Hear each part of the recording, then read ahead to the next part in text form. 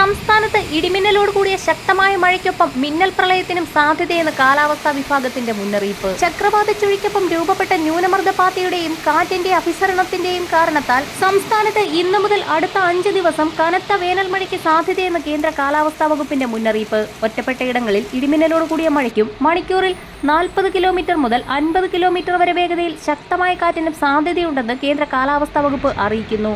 കാറ്റിന്റെ അഭിസരണം മൂലമാണ് ശക്തമായ കാറ്റിന് സാധ്യതയുള്ളത്.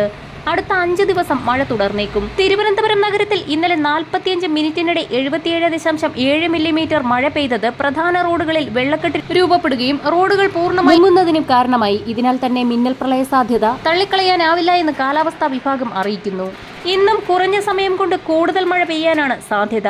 പ്രധാന റോഡുകളിൽ വെള്ളക്കെട്ട് കാരണം വാഹനങ്ങളിലെ കാഴ്ച മങ്ങാൻ സാധ്യതയുള്ളതിനാൽ പൊതുജനങ്ങൾ ജാഗ്രത പാലിക്കണമെന്ന് അധികൃതർ മുന്നറിയിപ്പ് നൽകി. എറണാകുളം മുതൽ തെക്കോട്ടുള്ള ജില്ലകളിൽ ഇടിയോടുകൂടിയ മഴ ലഭിക്കാൻ സാധ്യത. വടക്കൻ കേരളത്തിലും ഒറ്റപ്പെട്ട മഴ തുടരും. ന്യൂനമർദ്ദപാത്തിയുടെ സ്വാധീനം മൂലമാണിത്.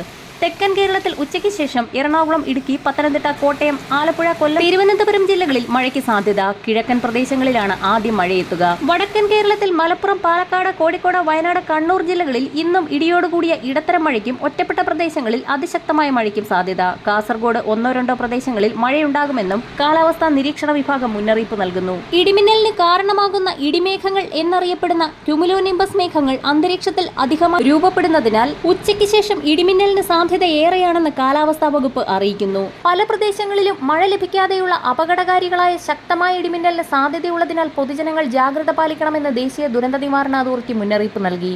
വരും മണിക്കൂറുകളിലെ കാലാവസ്ഥാ മുന്നറിയിപ്പുകൾക്കായി ചാനൽ സബ്സ്ക്രൈബ് ചെയ്യാൻ മറക്കാതിരിക്കുക.